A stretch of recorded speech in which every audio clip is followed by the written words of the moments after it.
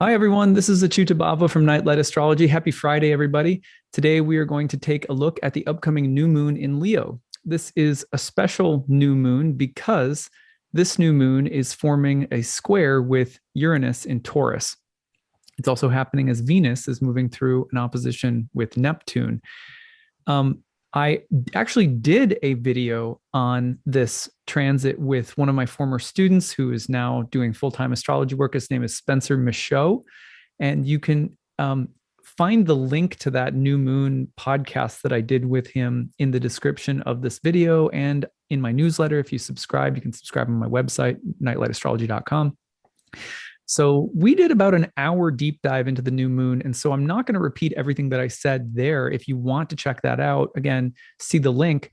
We're going to take a slightly different angle. And we're going to talk a little bit about the signatures of the new moon in general, and then specifically some plant spirit allies that you might use or look for some help from this month. So my wife Ashley is here today, and Ashley is fantastic herbalist, clinical herbalist who has been studying and working with the plants for a really long time. When we first started working together, I guess it's been going on 11 years now, we did a lot of work bringing planets and plants together. So we still like to do that and make some content now and then that can give you some herbal help or some suggestions for what types of plants to work with, given what kinds of astral influences are present. So thank you, Ashley, for being here. So good to be back. It's funny because we're right down the hall from each other, so I can like kind of Literally. you there. So it's good to be here and there with you. Yeah, totally.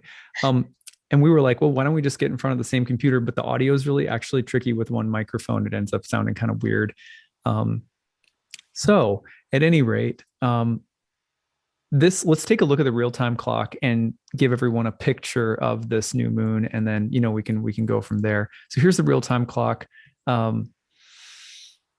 and here is, let me move this forward, and I have it right now set to Friday, but let's move it forward because the new moon is actually coming through on Sunday. I'm actually going to back it up so that we have it at the exact hour. Here we go. So you can see this is Sunday morning, August 8th. Here's the new moon in Leo, and at 16 degrees of Leo, it is forming a square with Uranus almost at 15 degrees of Taurus. Now, this energy comes on the heels of a lot of planets passing through the opposition with Saturn and activating a square from Saturn and Uranus that perfected in June, which is still lingering sort of in the air right now. So what I'm going to do is break down some of the major signatures of this new moon based on what has happened recently, what's about to happen, and then we're going to ask Ashley for advice on what kinds of plant teachers might work well with the energy in the month ahead. So the other thing that's present as this new moon is coming through is a Venus opposition to Neptune. Now, again, for a deep dive on all of this, check out the video I made with Spencer Michaud on his channel. I didn't want to repeat everything that I did, so I thought I'll just point people there. I'm going to give kind of a summary here. So if you can imagine, first of all, that the past 2 lunar cycles have been all about Saturn and Uranus, then you'll understand what I'm about to say, which is that things are about to get significantly lighter. And that's because a Saturn-Uranus dynamic, it's kind of like I actually saw a chiropractor this July for some neck problems, which actually came about because of long periods at a desk, I'm pretty sure. I saw a chiropractor right as the Saturn-Uranus square was perfecting. And it was really funny because I was on the table. And, if you've ever seen a chiropractor, things crack. It's kind of like a medical version of having someone crack your knuckles. So anyway, it was an amazing adjustment that she did for me. But I was like, oh, my neck feels free, from the stiffness, Saturn, but it came through this sudden kind of jerking motion that cracked and liberated a stuck structure. So if you think about right now, the idea that the past 2 months, your life may have been getting like a chiropractic adjustment, then you're in the right ballpark. Like that's kind of what this energy has been like. Not easy. Chiropractic adjustments, as far as I can tell, I mean, having gone like a month now, They are a little scary, because you're like, I think you're going to break my neck. But then all of a sudden it turns out that you're fine. But there's anxiety, there's adjustment, there's the sudden shift or changes of structures, there's freedom and release from something that's been pent up or maybe a little bit stuck. But there's also the hard work of gradually working toward liberation. For example, another way that I would point to this in my own life right now and in our lives has been moving in. It's a slow, gradual process, changing a big sort of psychic structure in your life. And then you start to feel free, and you can get back to like just kind of living normal and get back into some good, healthy rhythms and stuff like that. So if you can imagine that that's been the energy for the past 2 months, and then throw into this that anytime a planet goes through Leo in the past month or month and a half, it has been activating that over and over and over again, triggering it with different kinds of secondary planet dynamics coming through. Venus has gone through it. Mars has gone through it. Mercury has gone through it. The sun has gone through it. So now we're in this new moon cycle where the cycle opens up with the oppositions to Saturn being complete, the square between Saturn and Uranus being complete. But now we have a sun square to Uranus. And if you listen to the last 2 videos that I did this week on sun square Uranus, you know that that transit has to do with a feeling of breakthrough, a kind of heroic, triumphant feeling of breakthrough, sometimes very suddenly, maybe with Saturn in the background, it's been slow coming. It's something that's been building over the past few months, but the feeling of like a cloud burst, the feeling, the need to individuate, to change, to be lit up from inside with very inspired and eccentric or intense creative energy. So these are the kinds of energies we're working with in this cycle, which makes me feel like overall, this cycle should be helping us feel like we're moving forward again after some of the hard work of the Saturn-Uranus dynamic over the past month and a half. So that's the short version of my new moon forecast. Remember, at the outset of this cycle, Venus is also in her fall in Virgo, opposing Neptune in Pisces. It's going to pass really quickly, but it's not really, lots of transits pass quickly, and their influence we may not spend as much time on in a new moon forecast. The reason that you pay attention to a transit other than the new moon itself at the time of the new moon is because those transits perfecting at the time of the new moon tone the new moon cycle. So you can really feel them throughout, or their themes or lessons will have a way of threading their way all the way through the cycle. So Venus opposes Neptune in her fall. The idea of disillusionment or illusion are on the table right now. So personal creative breakthrough. But if we let ourselves get too carried away by the Uranian energy, it's possible that you'll drink your own Kool-Aid, or you'll go to the grocery store on an empty stomach, so to speak, and do more than is necessary, like kind of go to some extreme. It's like when you get high with creative energy and you go to an extreme. Very similarly, I'm thinking of like the spring cleaning vibe that I'm gonna suddenly clean my whole house, and you just go completely bonkers. And maybe your spouse or partner comes home at the end of the day and they're like, "Wow, you cleaned the whole house. You also painted it all pink." Like you went a little crazy. So that's the Uranian impulse, where you have to be really careful, because right now the Uranian impulse could be also diluted by images or desires or wishes that aren't realistic, or that are like you're like deluding yourself somehow, or you could be feeling yourself a little bit too much. This is a moment of a moon cycle that could point to victory, but also maybe getting a little too high on yourself, or being deluded about how good something is or how good you are, or something like that. So just beware of the tangled web of Venus Neptune at the beginning. Now, on the other hand, the positive of that transit is that Venus Neptune is often going to clarify what we actually need, what we desire, what we want, what makes us happy and what doesn't. And that can be the beginning or a part of the breakthrough that we're talking about. That can be the thing that flips the switch and says, "Oh, I'm repulsed by that. I don't like this," or I'm not happy with this or that. So Venus Neptune can give us a sense of what we do want or desire versus what we don't want or find sort of, personally repulsive or something that we need to reject. But again, based on what we find attractive, pleasing, or desirable. So if that's coming in at the beginning of the cycle, you've got the Sun-Uranus dynamic fueling the need for creative change that's pretty intense. You can see why those two energies put together could be very overwhelming, and we could lose discernment or just become almost like a little too revved up or something. So to me, those are the energies we're working with this lunar cycle. And what I want Ashley to talk to us about now, and I'm going to just zip my lip, is I want her to talk with us about which plants we could ally ourselves with this lunar cycle, given the intensity of these energies. And we're talking about plants that should be pretty easy to get a hold of, and are common, can work for a lot of different people, and could easily provide some support this month. So Ashley, given that this is what we're dealing with in the month of August in this new moon cycle, what are the best plant allies you could recommend, and why?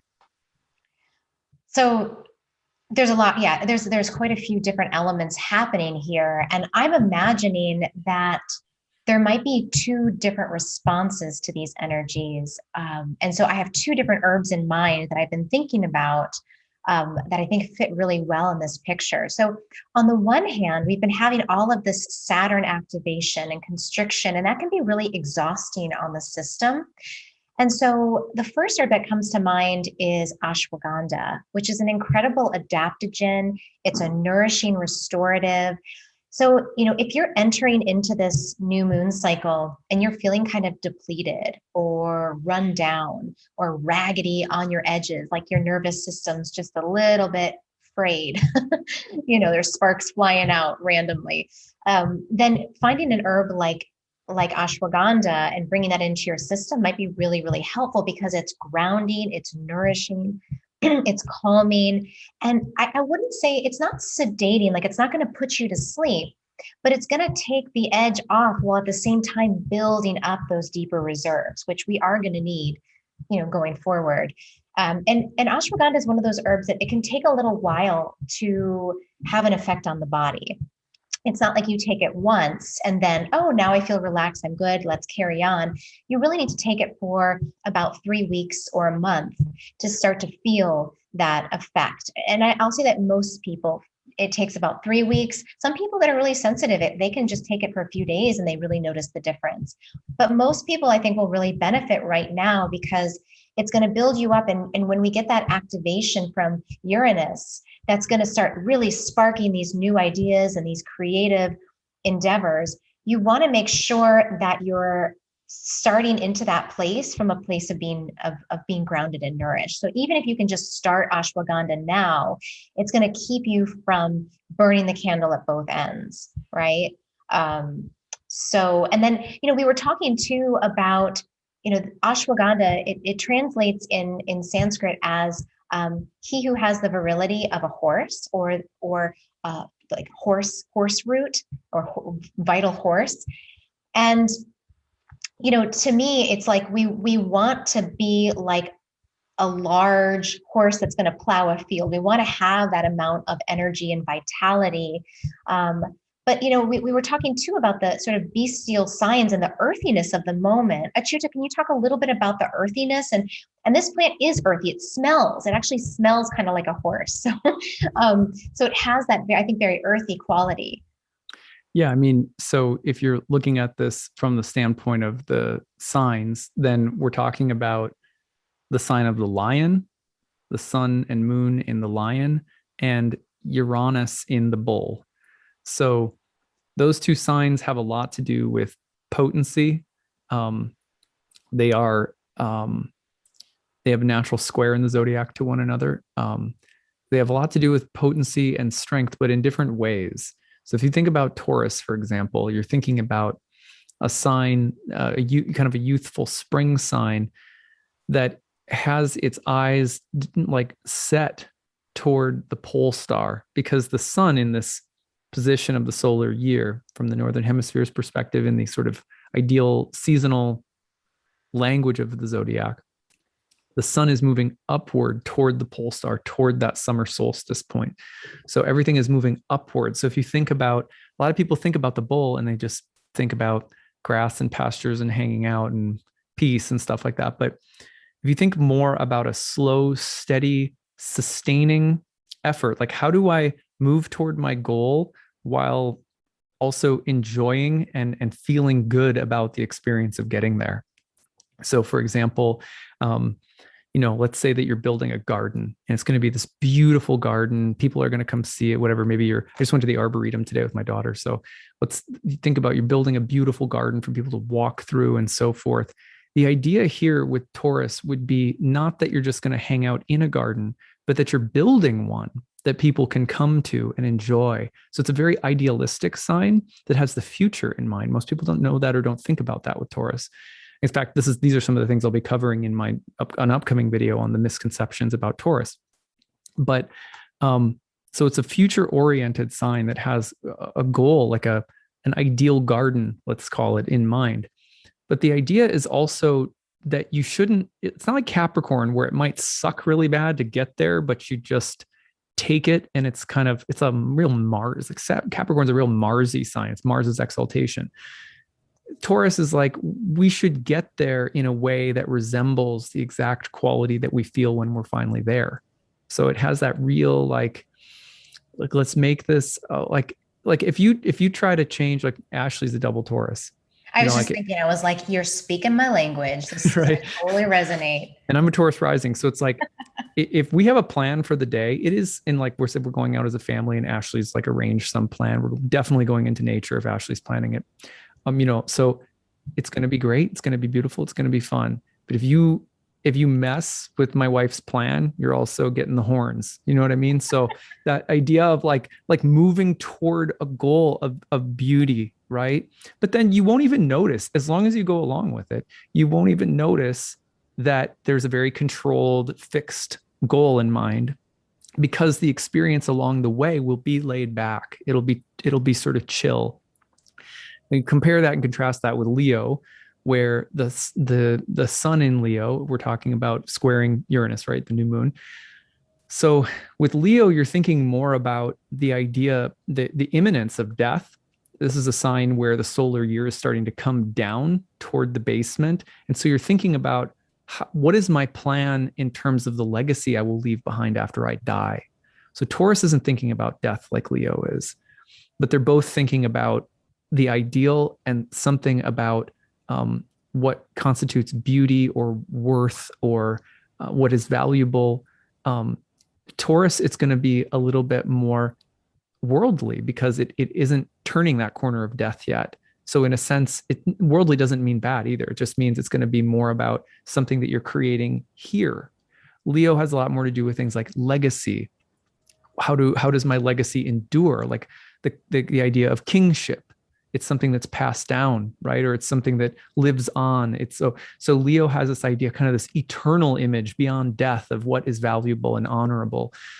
So the idea of what constitutes both ego and its life beyond death, and also shorter, let's say more immediate goals about what constitutes beauty or pleasure, those are all very, very earthy things. Even though Leo is a fire sign, those all have to do with lived concerns about legacy and what we're making or doing that's beautiful, what will last, and things like that. So for that reason, both of the signs, even though you have one fire sign and one earth sign, have bestial qualities. It's a lion and a bull. So they're very, very much about our concerns with worldly things. So I wanted to share that because what Ashley was telling me when we started planning for this video about ashwagandha, I was like, oh, this is a greater because of how earthy both of these signs are.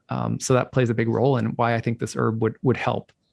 Yeah. And I think too, to play into that is, ashwagandha, it has the future in mind. It's also an herb that's really good for, virility is also like potency, like sexual potency and reproductive potency. So, that is one of its Ayurvedic uses, was to really help with longevity for the future for, being able to procreate. So it has that medicine in it, but it also has that immediate or shorter term effect of giving a person a sense of calm, steadiness, nourishment, revitalization, as they're making their way into that legacy work. And yeah, it's a really nice plant that can be taken long term as well. So, this would be one that I would really, people can start it today and, take it through, take it for 6 months and just see how you feel. Maybe make a little note in your notebook. Day one, here's how my nervous system feels. Here's how my reproductive system feels. Go through your body systems, make a list. And then 6 months later, check back and say, have any of these changed? Do I feel different? It has a revitalizing effect on the skin too. It makes the skin more shiny and luminescent. So, you might be able to see that leonic glow, come through later on after taking this herb for a long period of time. And a lot of people find that their sleep improves in the short term. They get better rest in the short term with this plant. So, Right. yeah. I've been taking ashwagandha for a while now, and one of the things that you'll see in like men's health journals, like for people who want to work out or who want herbs that are good for building kind of the masculine qualities, let's just call them energetically. Like ashwagandha was listed in a number of different places that I was looking at when I started like lifting regularly. One of the things that I wanted to mention about this is that the sun square Uranus, which is a part of the new moon, right, is like textbook liberating of masculine energy. Now that masculine energy doesn't mean, it's within all of us, that yang quality. So like unleashing some element of that yang quality within us, the sort of sacred masculine, is part of what this new moon cycle is also. You could look at it from that perspective, in which case, if I'm hearing what you're saying right, Ashley, that this would be a plant that would be well aligned with that as well. Totally. Yeah. It's an anabolic plant. So catabolic are plants or herbs that break things down. Anabolic are substances that build things up. And so this is definitely an anabolic building up type of plant. So it is good for increasing muscle tone and all sorts of different cardiac function. I mean, it kind of touches most systems, but for most people, they recognize it most in their nervous system. And then also, muscles and skin. And lung, just really seeing improved integrity in those areas. Awesome. So should I tell people how to take it? Yeah. Okay. So there's a few different ways. My favorite way is as a tincture. And so you can, purchase this from any reputable herbal company, try to find organic if possible. And it's the root that is the part used. So you want to look for ashwagandha root. The Latin name is Withania somnifera. And so that somnifera gives us a peek into somna or sleep. So it has a long history of use for sleep. So you want to find the root in a tincture, and you can take 2 droppers full, maybe 2 or 3 times a day in a little water or directly in the mouth. You can also find the powdered organic root, and this is really nice to add, maybe a teaspoonful into smoothies. You can add it into applesauce or yogurt and just eat it that way twice a day. Nice. Nice. Well, this has been really, really helpful. Is there anything else that you want to add? No, I mean, I think when I started off, I was saying that there's sort of 2 ways people might come into this. The first way is maybe from depletion, and the second one is just from complete overwhelm. So I'll just say really quickly that if you find that for you, you're entering into this state and into this cycle, and you're feeling really overwhelmed, too much energy, you're finding yourself getting headaches, you're feeling really restless and agitated, then skullcap is another herb that's really nice. This is Scutellaria lateriflora. And this is it's an herb that's also used in Ayurveda, but it's native here to North America, but it's been adapted into Ayurvedic practice. But it's a wonderful nervine relaxant. So this one's really going to be more sedative in its action, but it's considered in Ayurveda to be sattvic. So it's really harmonizing for the mind. It's really clarifying for the mind, mental processes, visioning out your future, planning things out. So if you feel like that's maybe more where you are, then you could take skull cap, and most people find the effects really more immediate because it's a nervine. It just whoosh, takes the energy down. So you could start off with one dropper full of tincture, and this is the aerial part, so everything above ground, and try one dropper full and just see how you feel. And some people might take two droppers feel, if you, I usually dose on weight and sensitivity. So if you're really sensitive, stick with one. If you're a little bit more robust and it tends to take more for things to affect you, try two droppers full and take it as needed. Take it as needed throughout these next weeks and see if that helps just sort of take the edge off a little bit. I mean, as far as I can tell, I've been able to find these herbs like at our local co-op. They're pretty accessible. So I'm sure you can get them on Amazon in some organic versions as well. But people shouldn't have too hard of a time finding these, right? That's right. Yeah, your local herb shop. Always try to support your local apothecaries if you can.